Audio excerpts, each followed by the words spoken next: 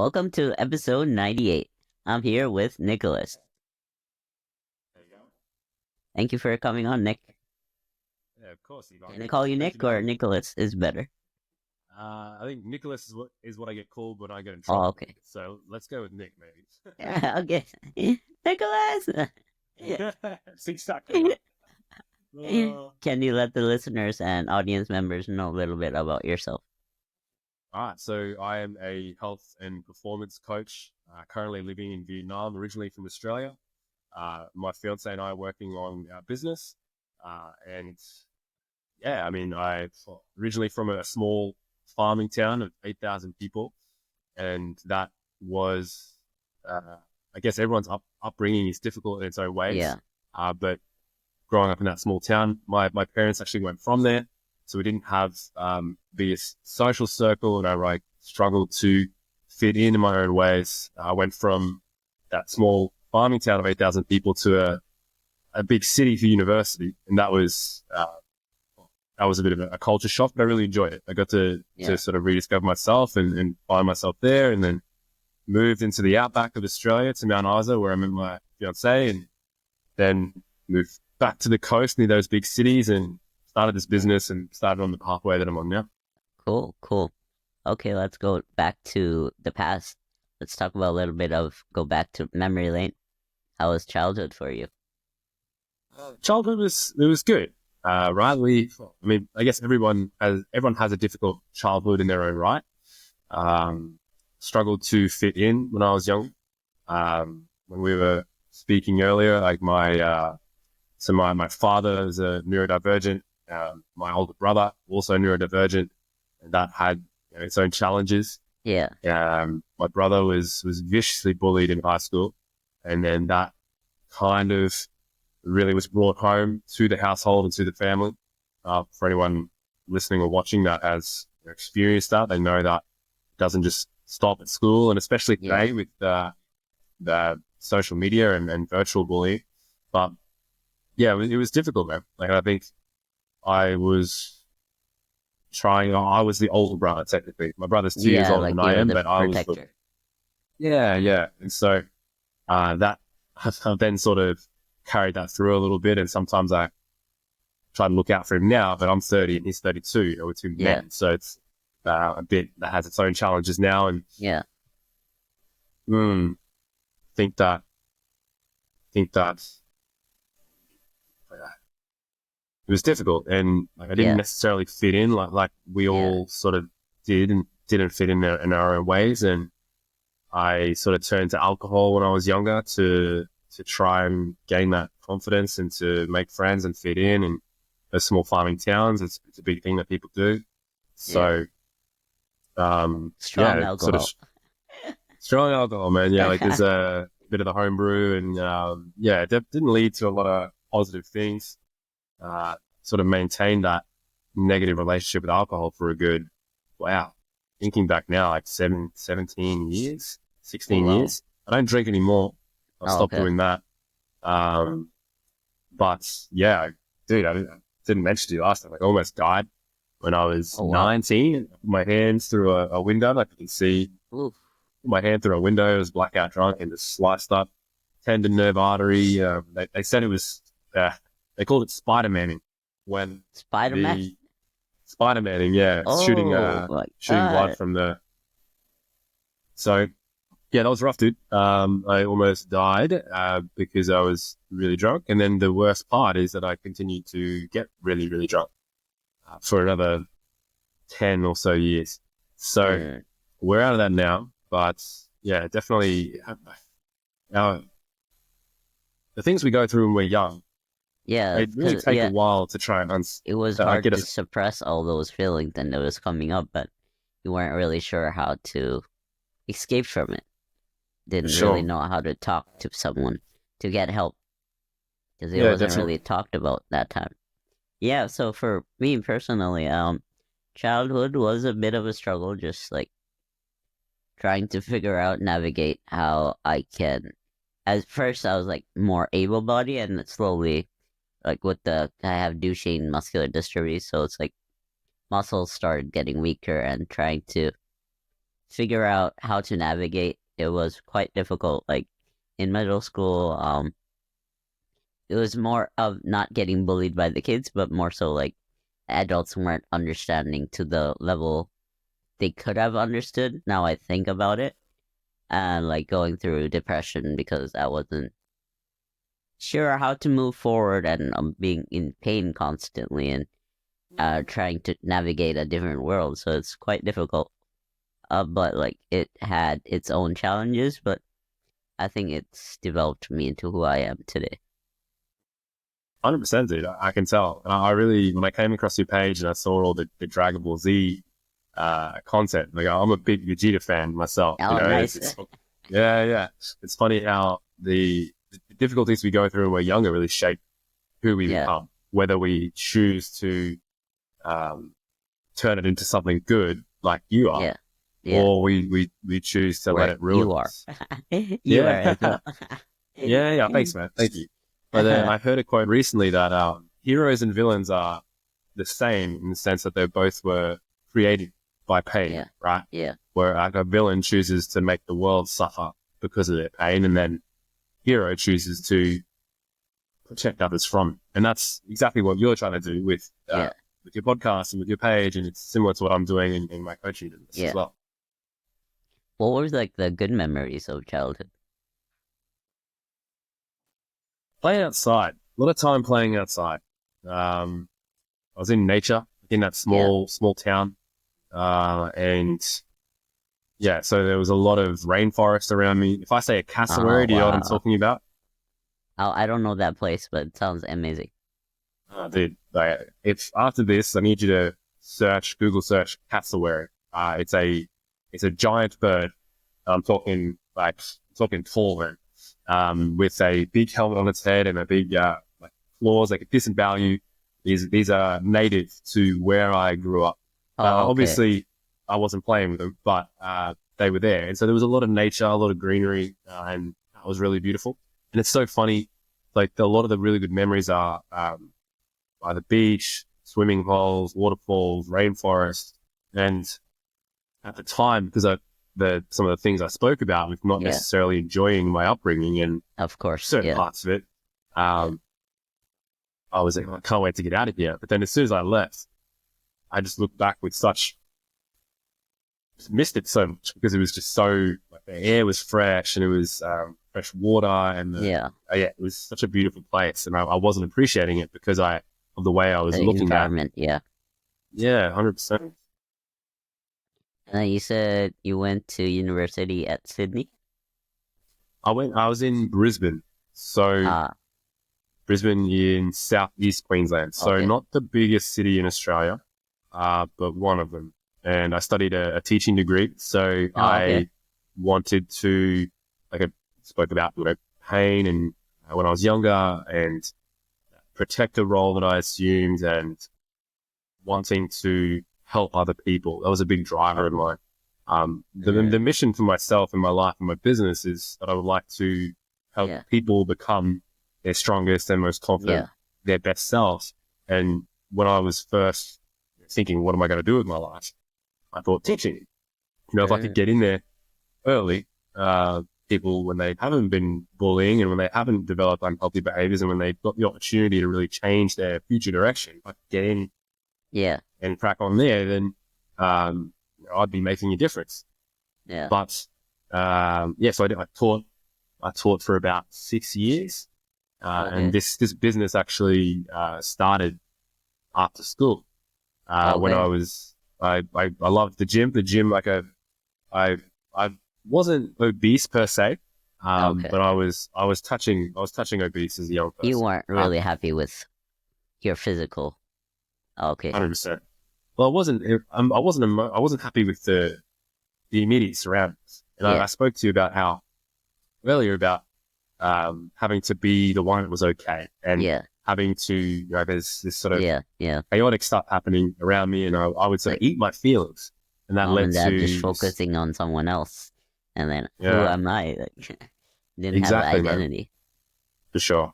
And so that sort of ate my feelings, and that led to worse feelings, as people know when they do that sort of stuff, and the drinking, and so I got a bit unhealthy. When Right. I started my first teaching job, I thought that what really works for me when I was a young person to help me feel better about myself was exercise.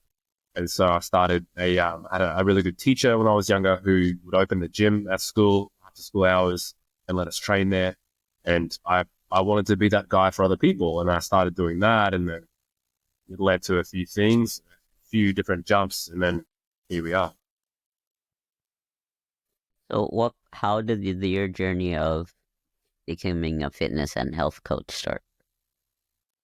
Um, so I guess it sort of began when I was in college, and Mm. similar sort of thing. I was like a residential assistant. And so Oh, okay. I Yeah, yeah. senior Yeah. resident sort of thing. Yeah. And so there were a lot of people this is when mental health started to be spoken about in Mm. about 2012, 2013, 14. Yeah, yeah. The topic of mental health started to arise. And I knew that the gym made me feel good when I was younger and helped me develop some confidence. Mental So health. I Yep. started a gym program and brought people from college to the gym who'd never been and tried to start there. And then when I went to my first teaching job, and well, this is something that I enjoy, and I've just moved here and I don't know anybody, so I may as well spend my time productively doing this. And so I Yeah. started a volunteering program, and then started another volunteering program the next year. And they told me, hey, you need to get some certifications and some qualifications, and okay, I'll do that. And it sort of started this. I was doing this program, and teachers in my school were like, Yeah. oh, you're doing this. Like, can you train me? I'm like, okay, I can do that. And then just started from there. And when you were like dealing with those challenges and struggles, how were you able to overcome them? How did you get help, or how did you overcome that? The struggles of, Just childhood, like growing up, getting out, like with the escapism and mm, alcoholism, and like yeah, trying to for sure. navigate everything, I guess.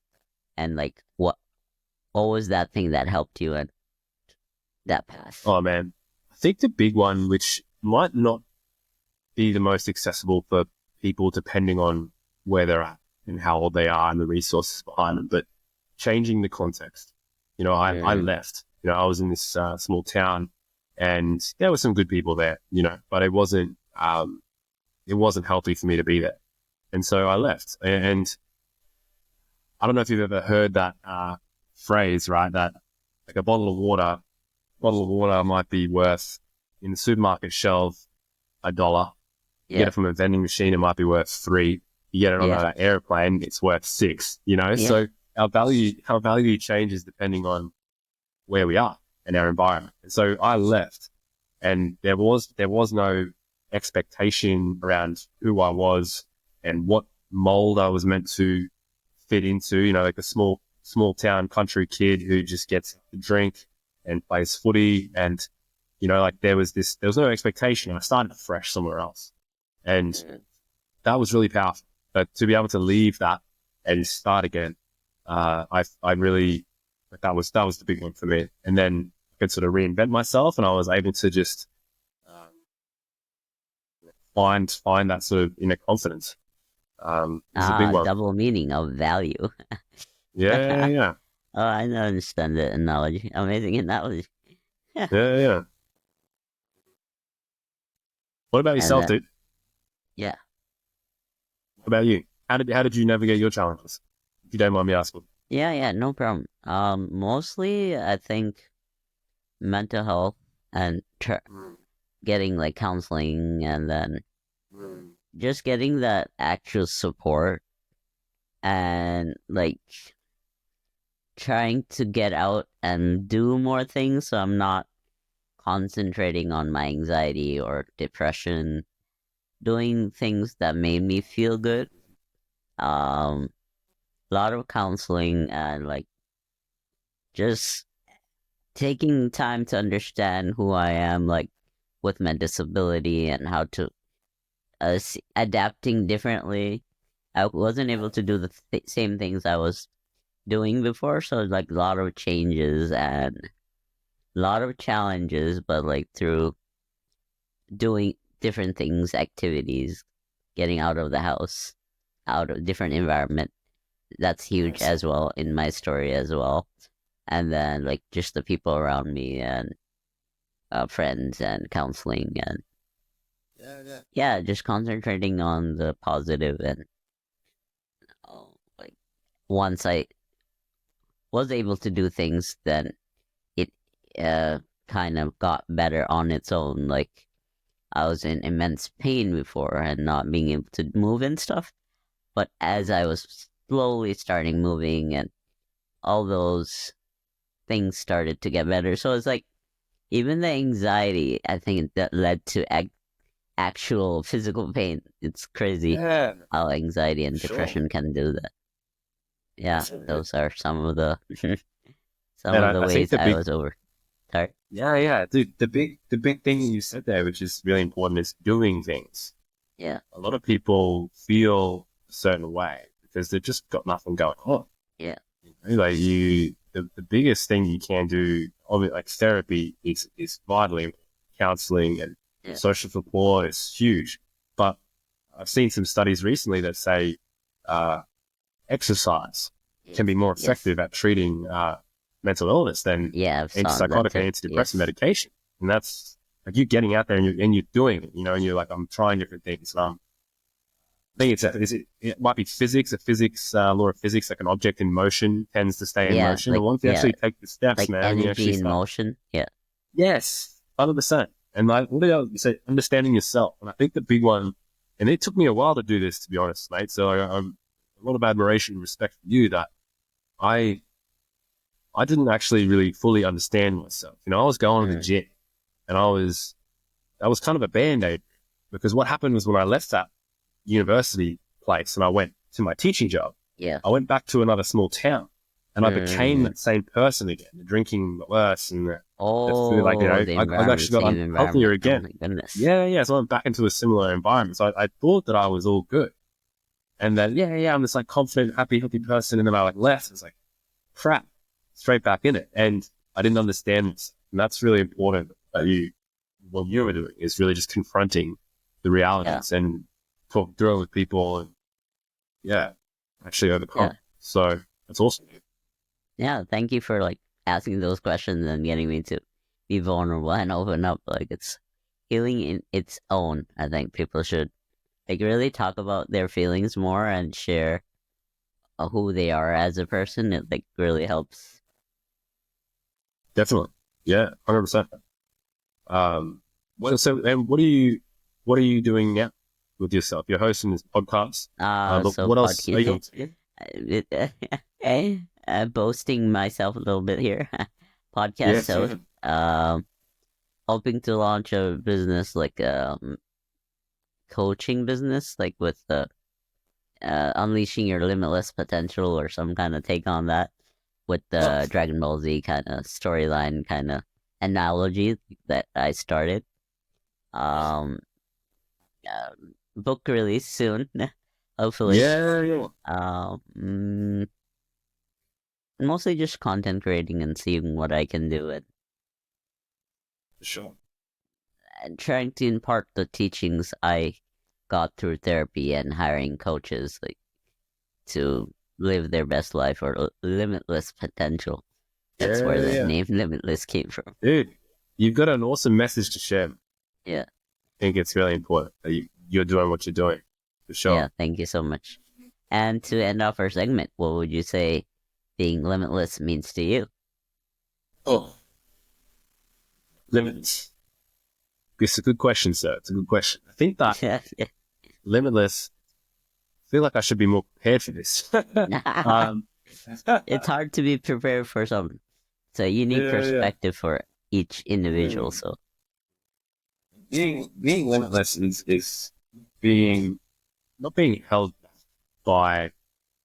Some people might think limitless is more like a yeah, forward projection. There's no boundary, there's no ceiling of the sky's the limit. I can go on forever. But I think for me and my story and my upbringing and the labels that I've held on myself and the things that it's more the things that have held me back and my own beliefs, myself and about my family and upbringing and the self-limiting beliefs. So I think that limitless for me is not letting things define you, not letting labels define you, not letting not being held back by the traumas and the difficulties and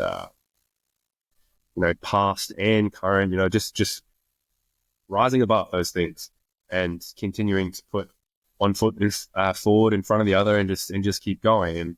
And we probably, some of the people that I work with, and when we were speaking, I mentioned the performance psychology and space there. We never really lose some of those self-limiting beliefs. Some of those beliefs can be really hard to drop. Yes. Especially if we've held them for so long. Yeah. We just get better at quietening that voice when it creeps in, and it might be the fat kid or the this or the that, or you're not going to amount to anything, or whatever the voice is, insecurity that is barking.